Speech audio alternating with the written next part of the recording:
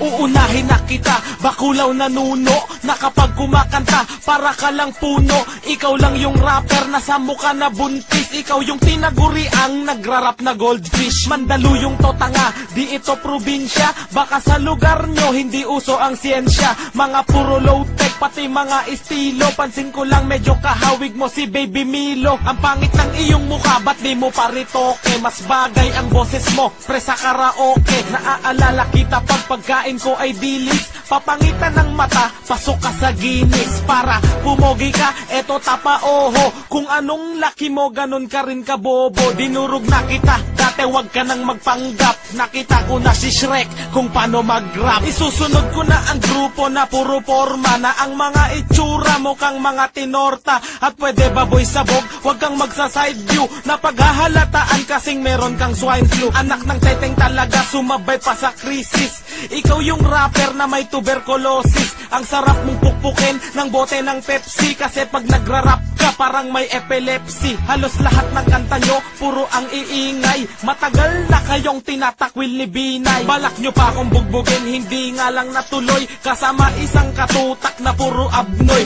Pumunta ng Manda para uloy mapugot. Forma nyo parang mga naglalakad na kumot. Dugyot na nga recording, ang pangit pa ng boses. Mayaman ka? Eh ba't sumasali ng contest? At ikaw Mr. Clown, halika dito. Di ko pa nakakalimutan ng iyong atraso. Nung iyong kaarawan, tinira nyo si Flick G. Dugyot kayo, nagre-record sa mic ng PC. Ang buong grupo mo aking papagulungin. Mula sa inyong lugar, nabulubundukin. Lahat kayo taga-bundok, katulad ni Tarzan. Kabobohan yung tagay, wala ng kalunasan. Nilagay pa sa YouTube at in-upload sa torrent. Sa lahat ng video nyo, isa lang ang may comment. Yan ba ang freestyle? Paano ko manginginig? Di na nga kayo sikat, wala pang nakikinig. Picture mo sa YM, parang alimasag. Aaminin ko sikat ka pero sa kamprag. Para matira lang ako, naghanap ng kakosa. Walang gustong pumatol, kaya sa net nagsyota.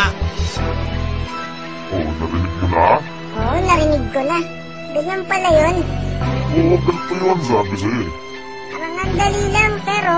Ayoko ng ganito. Okay lang yan. Ganyan naman sila. Basta ayoko na, iibahin ko na flow ko. Alright, mas maganda yan.